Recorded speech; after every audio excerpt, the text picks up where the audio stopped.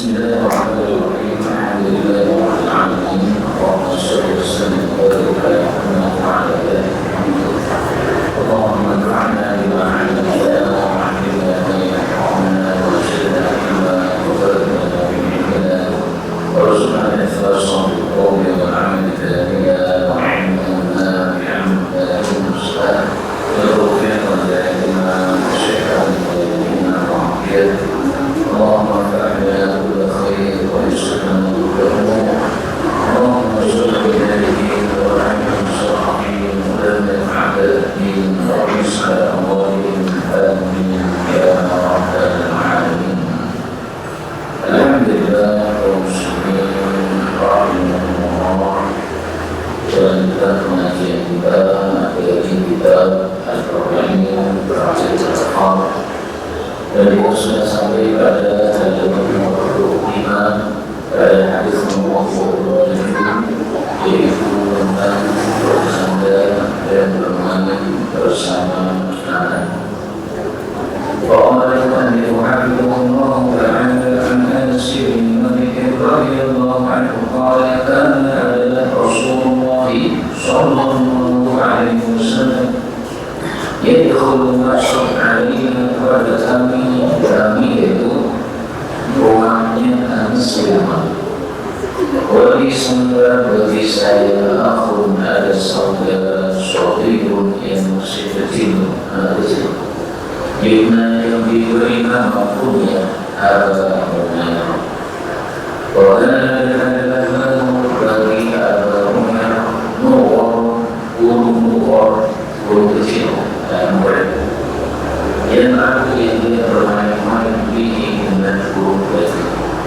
Famada lalu burung mati. Fadakhala lahu masuk alaihi wa ala Umayyah an-Nabi sallallahu alaihi wasallam dan yawmin pada suatu hari Qara'ahu lalu Nabi melihat Abu Umayyah hasinan bisabi.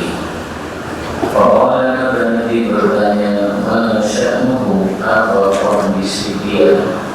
Maksudnya asli. Lalu mereka mengatakan, mada telah mati burung-burungnya. Faqala Nabi bersabda, ya Abu Umayyah, mada fa'ala Umayyah, apa yang dilakukan oleh burung Umayyah? Maksudnya bagaimana nasibnya dia sekarang? Muslim rahimahullah, hadis ini menunjukkan bahwa kita bermain-main atau bersendau-gurau atau meraih atau bermain-main dengan kecil termasuk disyariatkan oleh baginda Rasulullah sallallahu alaihi wasallam. Maka tidak seperti sebagian ulama yang tidak pernah bersendau sama anak kecil, tidak sesuai dengan sunnah Nabi Muhammad. Saya baca biografinya Al-Imam Ibnu Jauzi, seorang ulama populer. Dia katanya tidak pernah senyum dengan anak kecil karena selalu serius di dalam mempelajari agama.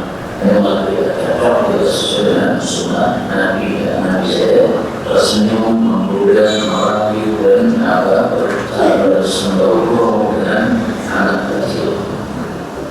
Kemudian kita ambil beberapa faedah. Faedah yang pertama, hadis ini diambil pelajaran oleh sebagian ulama darinya sampai 60 pelajaran. Jadi satu hadis yang ada bisa diambil 60 pelajaran. Salah satu pelajaran yang penting dari hadis ini adalah menghibur orang yang sedang sedih. Maka ini Abu Umayyah kematian burung, dia sedih, dia dihibur oleh Nabi sallallahu alaihi wasallam. Cara yang menghibur yaitu Nabi dengan berkata seperti ya Abu Umayyah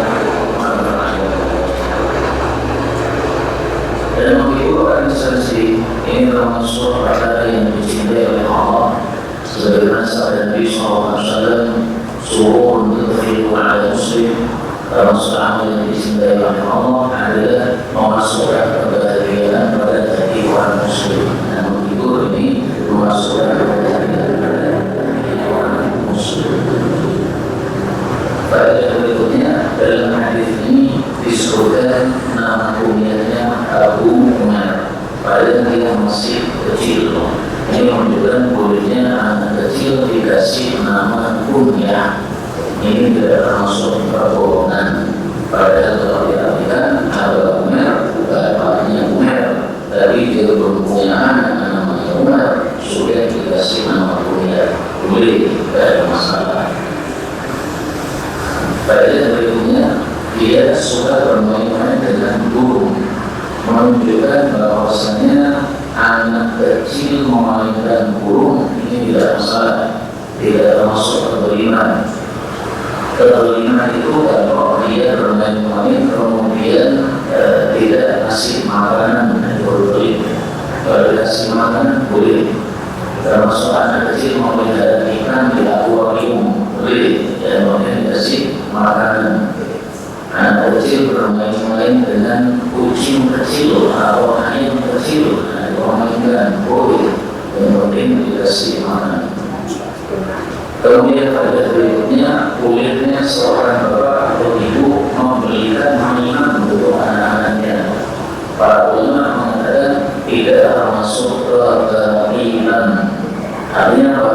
Uang tidak keluarkan untuk beli mainan anak-anak. Ini ada nilai pahalanya di hadapan Allah Subhanahu wa Ta'ala. Jadi bukan termasuk yang sia-sia.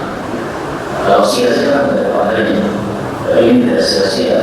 Buktinya dibiarkan oleh Nabi Sallallahu Alaihi Wasallam. Nabi semua orang mendapatkan burung dari membeli. Kemudian ada kesimpulan dari para ulama, bolehnya membelikan mainan untuk anak-anak.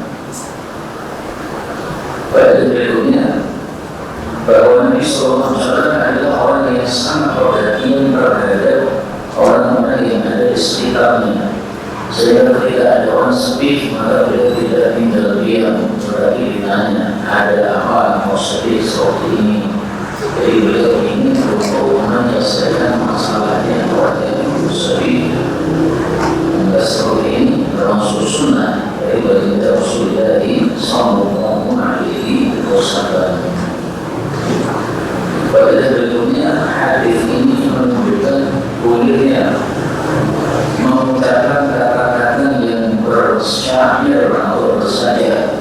Ya Aba Umair, ma fa'alan Umair, ini bersaja. Karena akhirnya itu sama.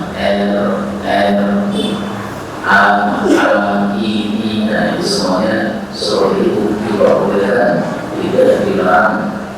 Kalau ditentukan, maka tidak bagus kita bersaja. Yang lebih afdal adalah doa itu normal saja, tidak usah dibuat seperti saja. Tapi kalau muncul dalam mulut kita dalam bentuk saja tanpa kita paksa, maka diperbolehkan. Kita lanjutkan berikutnya, hadis yang ke-38.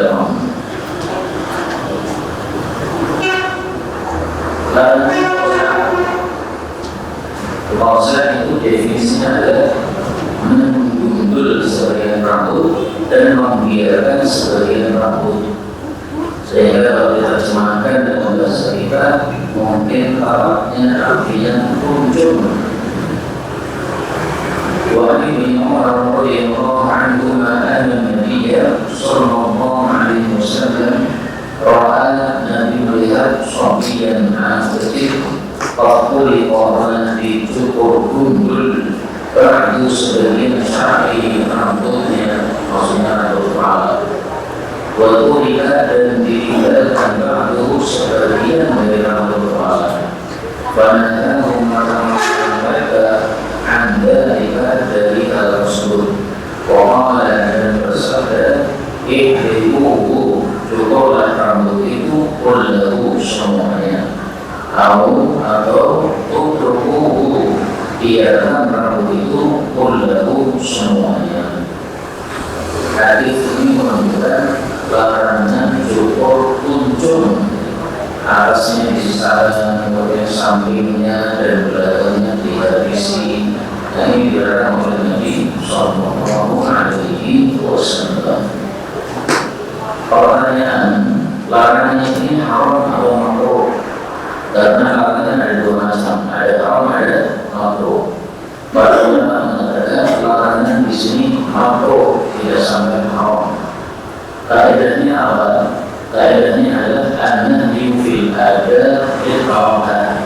Larangan untuk bab adab itu jatuhnya adalah makruh. Nah, ini termasuk bab adab, bukan bab ibadah. Karena hanya masalah cukup ratu menjadi tentang sesuai atau tentang adab. Kemudian pertanyaan berikutnya, apa sebabnya dilarang? Karena setiap larangan dalam Islam itu pasti ada sebabnya. Dilarang minum minuman keras, karena merusak akal kita. Dilarang makan babi, mengandung bakteri-bakteri, virus-virus, jadi menyebabkan nanti akan tidak sehat tubuh kita. Nah, ini sebab dilarangnya apa? Sebab dilarangnya menurut sebagian ulama dikasih visual karena mungkin bentuknya jadi tidak cakep. Jadi kalau kita cukur biasa cakep, lalu kalau dicukur sebagainya tidak cakep. Apalagi sebagian orang itu cukurnya aneh-aneh. Islam sini dicukur, sini tidak, sini dicukur lagi, sini tidak. Nah, sini gundulnya itu seperti jalan aspal. Ada hitam putih. Nah, seperti ini tidak cakep bentuknya. Sebagian dari mengatakan dilarangnya ini sebabnya karena tingkahnya orang jelek. Sehingga tidak boleh kita mencoba tingkahnya orang yang jelek. Sehingga tingkahnya orang baik itu adalah maksudnya kita ibu, tingkahnya orang jelek itu maksudnya kita tinggalkan. Kalau laki-laki yang paling bagus pakai dasi, tingkahnya orang baik, pakai sarung, tingkahnya orang baik, pakai sorban, tingkahnya orang baik. Kemudian dari beberapa ayat, pada orang Nabi SAW melihat sobian. Sobiun itu artinya anak kecil. Anak kecil usia berapa? Selama belum balik itu disebut sobiun. Maka anak baru lahir disebut sobiun. Balita bawah 5 tahun juga disebut sobiun. Usia SD 7 tahun ke atas juga disebut sobiun. Pokoknya belum balik berarti sobi. Maka kata sobi ini kalau kalian bagi tidak cocok ya, karena sebagian orang menarikkan sobi bagi yang kedua adalah anak kecil, baik itu bayi maupun yang sudah besar yang penting belum balik. Pada berikutnya di sini dikatakan tentang rambut kepala itu yang disebut syakrun. Bagaimana kalau rambut yang lain, misalnya kumis, misalnya di jenggot, sama. Kalau mau dipotong, potong semua kumis. Jangan yang kanan dipotong, yang kiri dibiarkan. Nah, maka pokoknya sesuatu yang membuat kepala kita jadi jelek, itu jangan dilakukan. Kalau itu misalnya pakai bedah, pakai sepau aja, pakai bedah, pakai arang, jangan. Pada semuanya, arang semuanya dari yang cocok dengan arang itu. Kemudian para ulama fikih mengatakan bulu pada tubuh kita itu ada 3 macam. Yang pertama bulu yang disuruh untuk menghilangkannya, maka berarti disyariatkan untuk dihilangkan bulu ketiak dan sebagainya. Yang kedua bulu yang disuruh untuk membiarkannya, maka disyariatkan untuk dibiarkan, yaitu simbol. Yang ketiga bulu yang tidak ada perintah padanya, misalnya bulu tangan, bulu kaki, nah ini tidak ada perintah apa-apa, membiarkan tidak, memotong juga tidak. Nah untuk yang tidak ada perintahnya, di situ diposisikan oleh orang ulama. Apakah boleh dipotong atau tidak? Sebagian ulama mengatakan boleh. Kenapa? Karena ini termasuk bermakna. Bermakna itu masalahnya adalah boleh, berarti boleh. Pendapat yang kedua mengatakan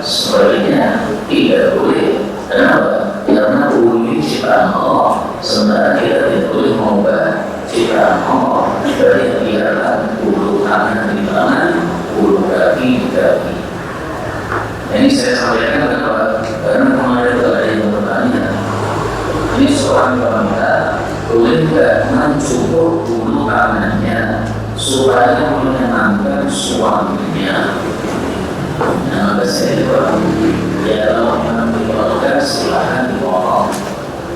Tapi bukannya lebih bagus kalau ada bulunya itu, ada hasil, ada hiasannya, dia kulitnya. Ada kulitnya putih, atau dia dihiaskan bulu-bulu tipis, namanya lebih kapal, lebih indah. Jadi kalau itu indah, ya harus dipotong bulunya, biar langsung jauh. Bagian berikutnya dalam hadis ini Nabi mengatakan cukuplah semuanya atau biarkanlah semuanya. Hadis yang mirip dengan hadis ini ada dua. Yang pertama, kita disuruh untuk memakai sandal itu serasa kanan sama kiri. Tidak boleh memakai satu sandal saja. Maka kalau sandalnya cepat satu, ya rusak satu, silakan dilepas semuanya. Ya ada yang dipakai semuanya, ada yang dilepas semuanya. Jangan pakai salah satu. Mirip dengan cukur ini, jangan dicukur sebagainya. Tapi kalau mau dicukur semuanya, kalau tidak berarti ya tidak semuanya. Ini hadis yang pertama yang mirip.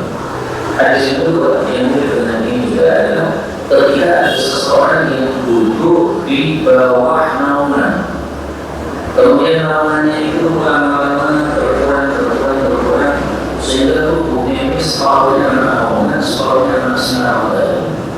Nah, oleh Nabi disuruh pindah, pindah tempat di mana dia kena naungan semuanya atau kena panas semuanya. Jadi jangan selalu ada dengan panas, separuhnya tidak. Nanti bisa rusak atau jadi kurang sehat tubuh kita. Dan kalau semuanya di tempat yang panas, malah tidak salah. Semuanya di tempat yang adem juga tidak masalah.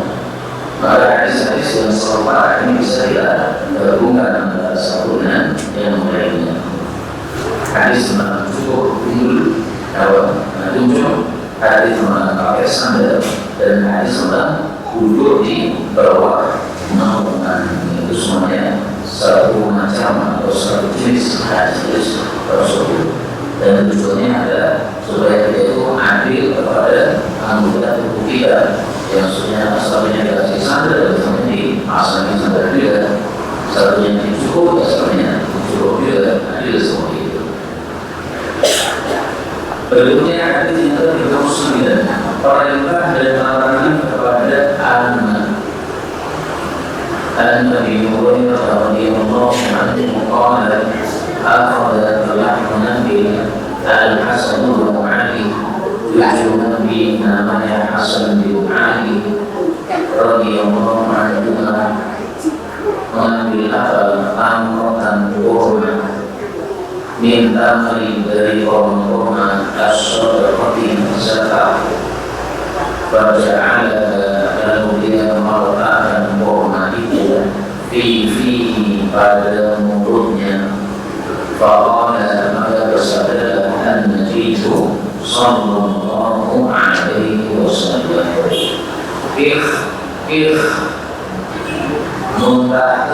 muntahkan kalau bahasa dia muntahkan. Lihat rohana supaya dia itu membuangnya atau tidak memakannya. Kemudian bersabda, awal kamu tidak tahu anda bahwasanya kami ahli bait Nabi la naqulu kita tidak memakan as-sadaqah harta zakat. Artinya tidak boleh kita makan harta zakat itu. Hadis ini menunjukkan bahwa anak-anak kecil meskipun belum mukallaf, belum dibawa hukum Islam, tetapi perintah dan larangan hendaklah kita ajarkan sejak dini kepada mereka. Ibu-ibu yang punya anak perempuan. Nah, silakan dibiasakan pakai jilbab sejak kecil. Nanti ketika dewasa sudah biasa pakai jilbab. Dan yang tidak biasa pakai jilbab, begitu dewasa disuruh pakai jilbab, tidak mau. Nah, itu salahnya kita yang tidak mau kita saran. Kemudian juga lautnya laki-laki dibiasakan sholat di waktu ke masjid, sehingga kalau sudah dewasa maka sudah otomatis di waktu itu pasti masjid tidak usah goyah-goyah lagi, karena ketika kecilnya sudah dibiasakan. Kemudian dari sini kita ambil beberapa varian. Varian pertama, cucu Nabi yang bernama Hasan bin Ali, ini adalah anak pertama dari Sayyidina Ali, Ma'ilah dan Fatimah. Anaknya ada tiga, Hasan yang pertama, Husain yang kedua, Muhsin yang ketiga. Kenapa namanya memilih Hasan, Husain, Muhsin? Karena sama itu anaknya Nabi Harun. Anaknya Nabi Harun, Syabr, Syubair, Musyir. Terjemahannya sama, yaitu bagus, bagus, bagus. Nah, maka Syabr, Syubair, Musyir itu adalah bahasa Ibrani, sementara Hasan, Husain, Muhsin itu adalah bahasa Arab. Karena itu dari situ yang kami pelajaran, bagusnya kita memberi nama kepada anak-anak kita dengan nama dari anak-anaknya orang-orang soleh. Nah, yang orang Nabi, anaknya para ulama, anak kita itu nama-namanya untuk nama-nama anak kita. Dengan harapan anak-anak kita nanti menjadi seperti mereka, orang-orang yang soleh atau orang-orang yang alim. Jadi kita harus tahu secara jangan ngasih nama anak kita Qabil. Itu namanya anaknya biasa betul, anaknya biasa yang terkaku. Jangan dikasih nama Kan'an, tidak cocok. Jangan dikasih nama bapaknya di Ibrahim, Azar. Nah, Azar itu nama bapaknya Ibrahim, akhir. Makanya dikasih nama dengan nama-nama dan keluarga Nabi yang akhir-akhir zaman. Pada berikutnya, dalam hadis ini Sayyidina Hasan mengambil satu kurma, kemudian dia masukkan di mulut anak kecil ya. Kalau mengambil makan, dia langsung dimasukkan ke mulut. Nah, oleh Nabi disuruh mengeluarkan lagi. Kenapa? Karena ahlul bait tidak boleh makan harta zakat. Padahal sudah masuk di mulut. Padahal dia masih kecil, belum besar. Kenapa oleh Nabi disuruh mengeluarkan untuk mendidik supaya jangan terbiasa makan sesuatu yang haram. Sebelum makan itu adalah diperiksa dulu ini halal atau haram. Kalau sudah jadi halal baru kemudian dimakan. Kalau kita tidak sudah dewasa ini, ya sebelum makan kita cek dulu. Misalnya roti, mereknya kok tulisan Cina, berarti ini halal atau haram, harus dimakan. Kalau ada tulisannya halal, Bismillah. Ada stempelnya halal, Bismillah. Kalau ada tulisannya halal dan ada tulisan orang kafir di situ, seperti dari bahasa Cina misalnya, ditinggalkan saja. Karena roti yang lain masih banyak, tidak harus makan roti yang mencurigakan tentang kehalalan. Banyak berikutnya, siapa saja yang tidak boleh makan harta zakat dari keluarga Nabi? Ada dua yang tidak boleh. Yang pertama Bani Muttalib, yang kedua Bani Hashim. Dua ini tidak boleh makan harta zakat. Keluarga Nabi yang lain boleh makan harta zakat. Karena ada Bani Nawfal yang juga keluarga Nabi, ada Bani Abdul Syams yang juga keluarga Nabi, tapi boleh makan harta zakat. Yang tidak boleh cuma dua, Bani Hashim, Bani Muttalib. Kemudian muncul pertanyaan, kenapa keluarga Nabi tidak boleh makan harta zakat? Dalam hadis riwayat Muslim, Nabi sudah menjelaskan awsahun nas. Zakat itu kotoran manusia. Di harta kita ini campur, ada yang bersih, ada yang kotor. Nah, supaya bersih dikeluarkan zakat. Maka zakat itu fungsinya membersihkan harta. Kadang-kadang kita jualan misalnya kurang jujur, misalnya ini beli harga jadi kotor, nah supaya bersih disakati. Nah karena itu adalah harta kotor kita tidak pantas diberikan kepada habaib keluarga Rasulullah SAW. Nah sekarang faktanya yang tidak boleh memakan harta zakat siapa? Ya habaib itu. Jangan kita disebut Habib dalam bangun disebut Rifah. Nah, mereka tidak boleh makan harta zakat. Bagaimana ada habaib miskin atau syarifah miskin? Nah, kalau miskin maka terpaksa boleh dikasih harta zakat, tapi harus harta zakat dari keluarga mereka, keluarga Bani Hashim sama keluarga Bani Khalid. Ada keluarga Bani Jawa diberikan kepada mereka zakatnya tidak boleh. Kembali ke hukum asal tadi bahwa Bani Hashim dan Khalid tidak boleh mengeluarkan harta zakat. Terakhir, hadis nomor 40. Qala al-mu'allif rahimahullah ta'ala wa nafa'ana bihi wa bi ulumuhi fid darain amin. عن ابن عمر رضي الله عنهما قال عرضني menghadapkan kepada saya. Kalau di sini diterjemahkan menawariku, ini saya tidak cocok. Dan menawar itu dari menghadapkan saya Rasulullah Sallallahu Alaihi Wasallam Yawma'udin pada dari perang Uhud fil qitali untuk perang. Apa maksudnya? Rasulullah menghadap kepada saya. Jadi maksudnya ilmu ini diusulkan oleh orang tuanya untuk ikut perang. Ya Rasulullah, saya punya anak, ini namanya Ibnu Umar, saya daftarkan untuk ikut perang. Nah, kemudian bertemu dengan Rasul. Nah, pertemuan itu yang disebut Ar-Rabbani. Rasulullah menghadap kepada saya, atau Rasulullah menunjuk kami saya. Wa ana sementara saya Ibnu Ashraf Arba' Ashraf, anak usia 14 tahun. Pada yujizni, maka beliau tidak mengizinkan saya untuk perang. Wa a'udhani, dan beliau menghadapkan kepada saya atau menemui saya Yawma Khandaq, pada hari perang Khandaq, perang Parit. Wa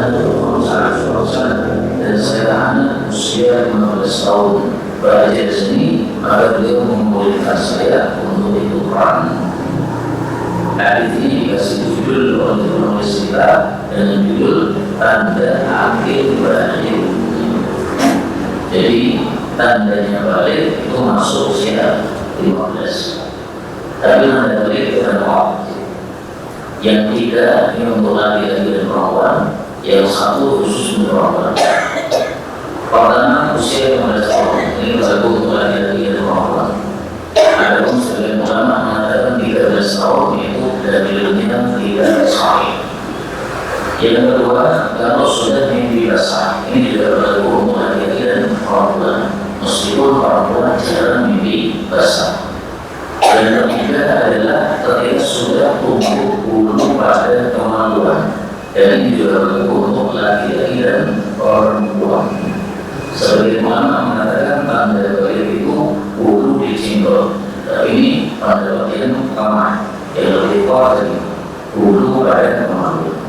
Kemudian ada yang sama itu adalah haid, dan ini khusus untuk para perempuan saja. Kemudian kita beberapa yang pertama, hadis ini menunjukkan yang boleh ikut orang adalah yang sudah balik. Anak-anak yang belum balik tidak boleh keluar. Apakah usia membatasi? Yang membatasi itu balik. Seandainya usia 10 tahun sudah balik, boleh keluar. Seandainya usia 12 tahun sudah tumbuh bulu kemaluan, boleh keluar. Nah, ini dalam kasus ini Ibnu Umar usia 14 tahun belum mimpi basah, belum muncul bulu kemaluan. Makanya dari sini seandainya pada usia 14 tahun tadi dia sudah mimpi basah, maka diizinkan untuk keluar. Seandainya 14 tahun tadi sudah tumbuh bulu pada kemaluan, maka akan diizinkan ikut orang. Karena belum mimpi dan belum tumbuh bulu, maka ditunggu oleh Nabi sampai usia 15 tahun. Pada berikutnya, beliau dua kali menghadap kepada Nabi. Yang pertama pada Pakut. Pakut tahun berapa? Tahun 3 Hijriah. Kemudian menghadap lagi kepada Nabi tahun 5 Hijriah.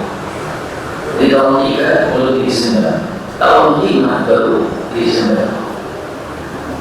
Di sini disebutkan pada tahun 3 usianya 14, pada tahun 5 usianya 15.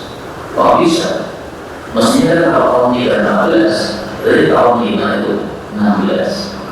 Ini karena di ujung awal sama di ujung akhir. Atau di ujung awal sama di ujung awal, atau di ujung awal sama di ujung akhir. Nah, sehingga bisa seperti ini. Jadi misalnya tahun 3 ketika orang tua itu dia usia 14 dari 14 tahun, gitu. Kemudian pada tahun 5 Hijriah orang bangga itu usianya usia 15 dari 15 awal juga. Nah, sehingga pas begitu atau 15 akhir. Ya, 15 akhir itu ramai. 15 awal sama 12 akhir. Kemudian dalam faedah yang terakhir dalam di sini bahwasanya untuk ikut di dalam perang itu perlu ada minta izin kepada panglima perang.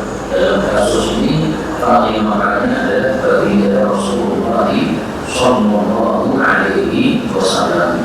Maka tidak boleh seseorang itu mengadakan perang dengan keinginan dia sendiri, tidak boleh. Karena siapa ingin mengadakan perang sendiri-sendiri itu tidak akan memiliki kekacauan. Jadi perang itu harus dipimpin oleh Khalifah Amirul Mukminin atau panglima tinggi. Panglima mengatakan mari kita perang. Panglima mengatakan ini tidak usah kita nunggu saja di dalam negeri kita, tidak usah perang. Jadi apa yang dilakukan oleh Khalifah itulah yang dilakukan oleh rakyatnya. Maka masalah perang ini seperti masalah-masalah yang lain yang merupakan tanggung jawab pemerintah, bukan tanggung jawab perorangan rakyat. Maka kapan perang, kapan tidak itu tunggu apa dari pemerintah. Termasuk misalnya mau maling, nah itu bukan perorangan rakyat, itu merajal orang yang berzina, itu bukan perorangan rakyat, balik. Ada orang yang mau berzina di campur dalam kali itu semuanya yang melakukan adalah pemerintah, bukan rakyat. Yang terjadi pada pertemuan ini dari kitab yang pertama yaitu Arba'in tentang pendirian. Nah, selesai materinya kita lanjutkan dengan kitab yang baru yaitu kitab Riyadhus Shalihin. Jadi sebelum kita lanjutkan, barangkali ada pembahasan yang berkaitan dengan tema maupun secara lugas dipersilakan.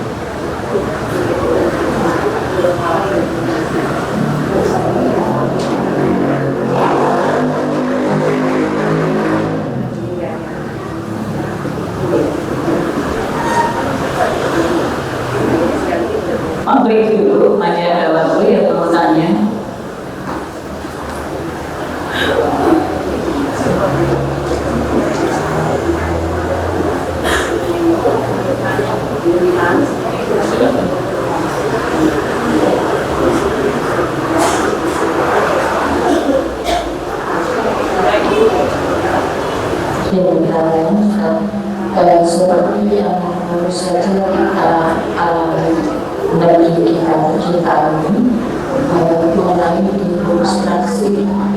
Dalam ilustrasi itu bisa dikatakan mengenai juga semacam yang harus dikoordinir oleh pimpinan kita. Terima kasih. Demonstrasi ini termasuk perkara baru yang tidak ada di masa lalu. Di masa ini tidak ada. Makanya para berselisih pada demonstrasi. Pada yang saya pilih, demonstrasi itu boleh apabila tidak menimbulkan kemaslahatan. Soalnya misalnya di Indonesia itu pemerintah mengizinkan rakyat yang ingin menyampaikan aspirasi, silakan menyampaikan aspirasi lewat demonstrasi yang aman, demonstrasi yang tidak merusak. Diizinkan oleh pemerintah Indonesia.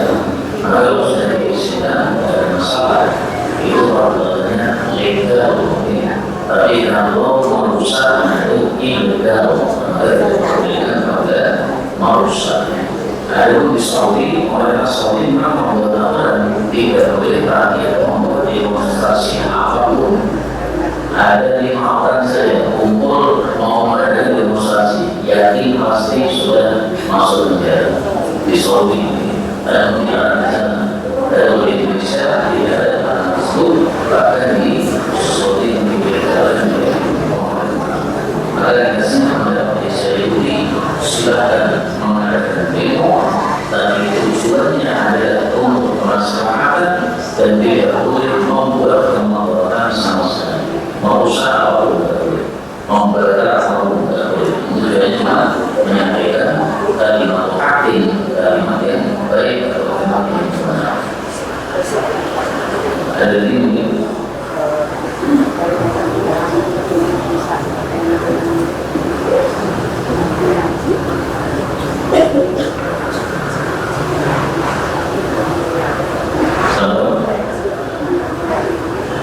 Baik, sudah bukunya baru sudah diberikan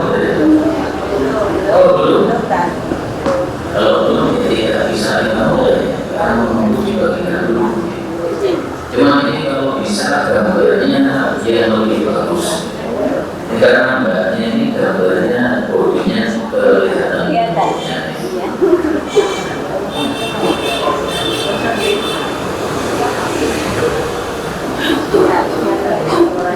Tapi kalau tidak bisa juga sudah. Kalau bisa juga jadi bagusnya dibuka yang lebih baik gambarnya.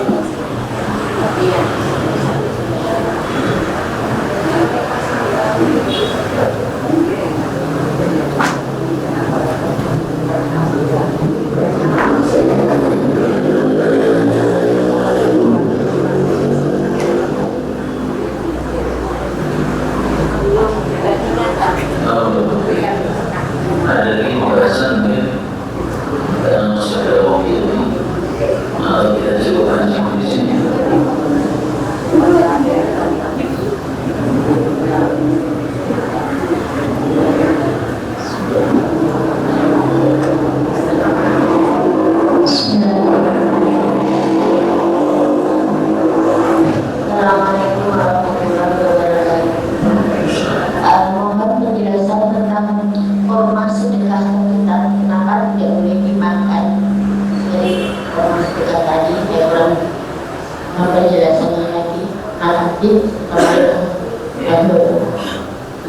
Jadi ada harta zakat yang dikumpulkan oleh Rasulullah SAW. Nah, harta zakat itu tidak boleh dimakan oleh Ahlul Bait Nabi, yaitu keluarga Bani Hashim dan keluarga Bani Muttalib. Nah, Hasan ini cucunya Nabi, berarti dia termasuk keluarga Bani Hashim. Maka dia haram untuk makan harta zakat. Kenapa haram? Karena harta zakat harta yang kotor. Jadi supaya harta tidak bersih, keluarkan zakatnya, bersihkan dengan zakat. Maka karena itu harta kotor tidak pantas dimakan oleh Ahlul Bait. Karena Ahlul Bait itu orang-orang yang dimuliakan oleh baginda Rasulullah SAW. Tapi memang ada pesan mendalam, yaitu sedekah apa yang haram untuk Ahlul Bait. Karena sedekah ada dua, ada yang wajib, ada yang sunnah.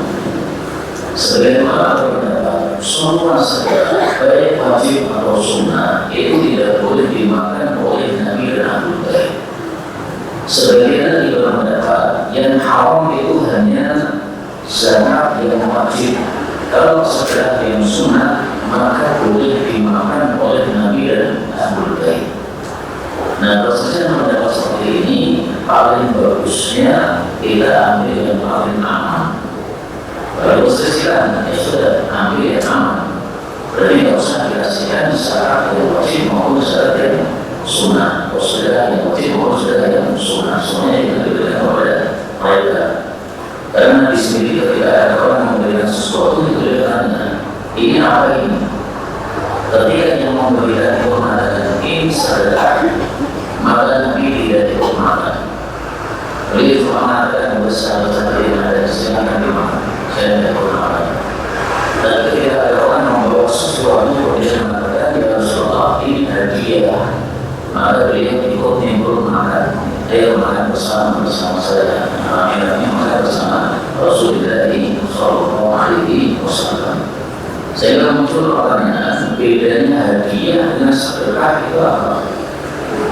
Bedanya kalau sedekah itu dari orang yang kaya kepada orang yang miskin. Sedekah kita lewat di jalan, ada orang di pinggir jalan kelihatan lesu nongkrongnya. Kemudian kita ngasih, namanya apa itu? Sedekah. Karena jelas itu dari orang yang cukup, orang yang tidak cukup atau orang yang perlu yang sedekah. Adapun kalau kita memberikan kepada seseorang untuk memperbaiki hubungan antara kita dengan orang tadi, itu namanya hadiah. Misalnya panjenengan hari raya Idul Fitri membawa sesuatu kepada Pak D, Pak D, Mbak, kerabat-kerabat. Nah, itu tujuannya untuk membaguskan hubungan antara kita dengan kerabat-kerabat kita. Itu namanya apa? Hadiah. Maka untuk memperbagus hubungan supaya hubungan lebih akrab lagi, itu namanya hadiah. Tapi kalau dari orang kaya kepada orang miskin, itu namanya sedekah. Berarti cara membedakannya di mana? Cara membedakannya yang nyaman hati. Ini ada orang kasihan sekali laporan saya kasih, nah itu berarti sedekah. Ini saya hubungan saya dengan teman, orang aman, orang nyaman. Nah, sudah saya kasih sesuatu supaya hubungannya lebih baik. Itu berarti namanya sedekah. Ada tentu niatnya. Jadi ini. Ini.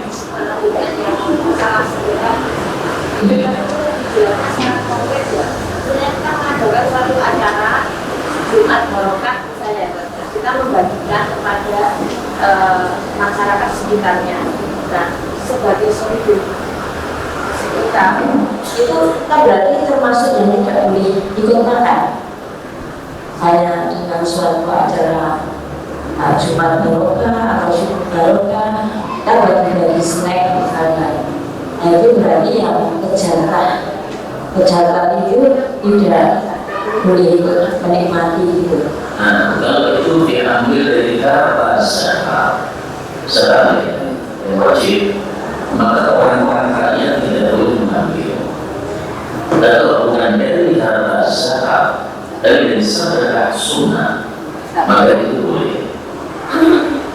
Sehingga jangan sampai mengadakan suku berkah di mana ada orang kaya juga sebenarnya ambilkan uangnya dari zakat yang wajib supaya bisa. Nanti kalau kita berikan kepada semua orang, ada yang kaya, ada yang miskin, itu zaratnya jadi tidak sah. Jadi untuk anak-anak seperti itu ambilkan saja ya. Nah mungkin pertanyaannya adalah logarannya saudara itu berapa istri. Dan itu membedakan antara saudara dengan dia. Ada pun Jumat dan sebagainya itu kan istilah orang saudara dan sebagainya. Ini istilah saja ini.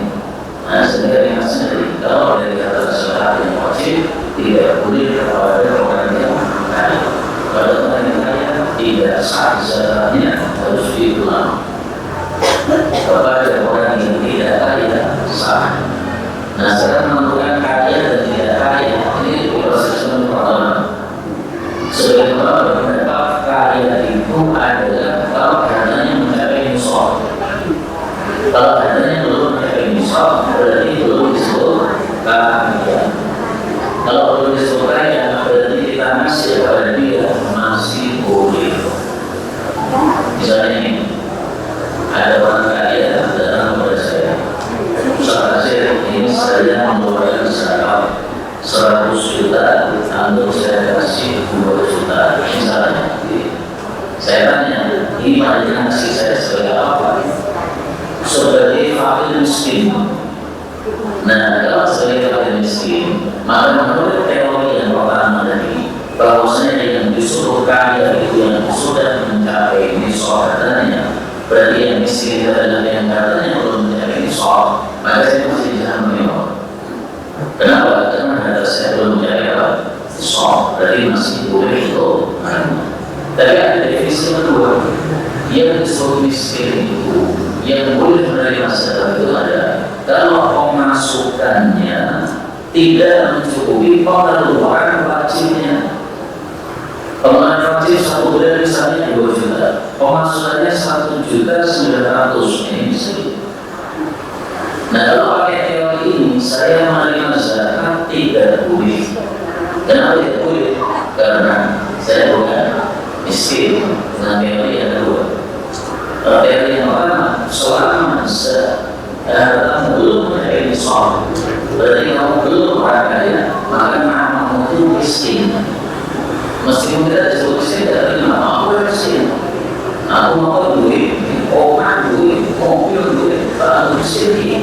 Berarti kita tapi menurut orang tadi, meskipun kita tidak terima disebut miskin, itu adalah miskin karena tidak mencapai nisab.